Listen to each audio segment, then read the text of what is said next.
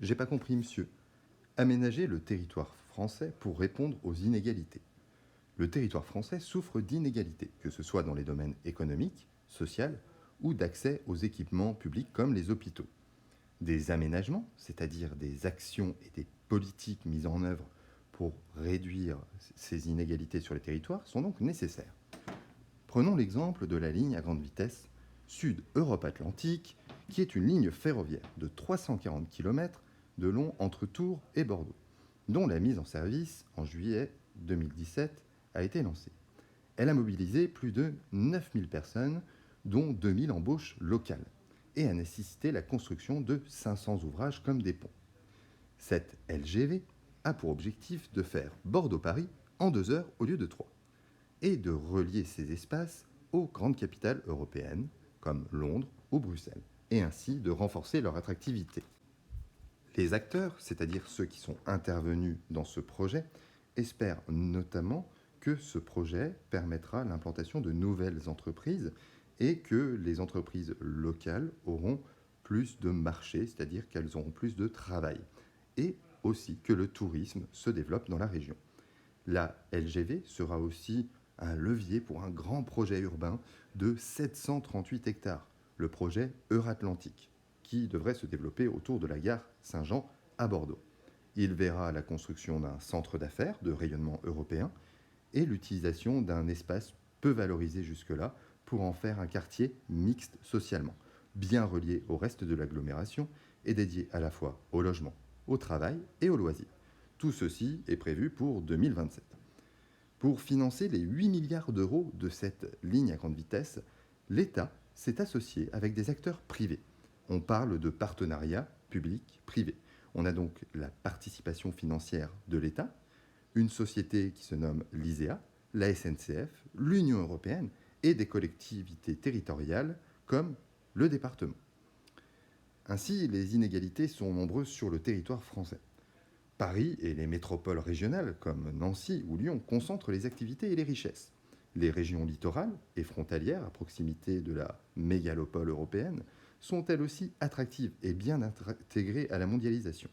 A l'inverse, les espaces ruraux de la diagonale des faibles densités et les territoires d'outre-mer, Dromcom, vous pouvez regarder la fiche de révision dédiée, sont marqués par l'éloignement donc et plus isolés. Ainsi, ils sont en difficulté.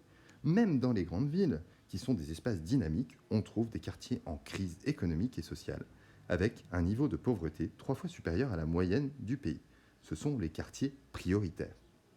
Le but de l'aménagement est donc de réduire ces inégalités entre territoires et de rendre plus attractifs les territoires qui n'ont pas beaucoup d'atouts. Par exemple, la ville de Lens qui a connu la désindustrialisation, c'est-à-dire la suppression des activités industrielles. Des mines ont été abandonnées et des friches industrielles se sont multipliées, c'est-à-dire des terrains complètement abandonnés. Pour redonner une attractivité à ce territoire, l'État a décidé de créer un musée sur une ancienne friche industrielle. C'est le Louvre-Lens. Alors, le musée du Louvre, ça vous parle? Oui, parce qu'on a utilisé l'image du Louvre à Paris pour renforcer l'attractivité de ce musée qui a ouvert en 2012. Cette installation a permis de créer des emplois et d'attirer des visiteurs. De plus, certaines œuvres du Louvre sont envoyées temporairement à Lens. Les aménagements d'autoroutes, eux, peuvent permettre de relier des territoires et d'éviter que certains espaces, comme le Massif central, se retrouvent complètement isolés et à l'écart du reste du territoire.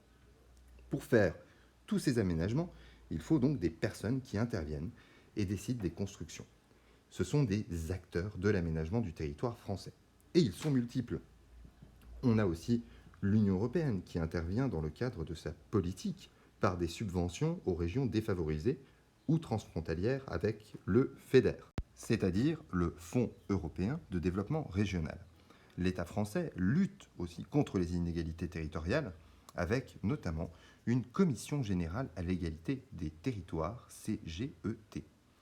Avec la décentralisation, c'est-à-dire le transfert de pouvoir de l'État à des collectivités, depuis le début des années 80, les collectivités territoriales, c'est-à-dire les communes, les départements, les régions, ont aussi en charge de nombreux projets d'aménagement.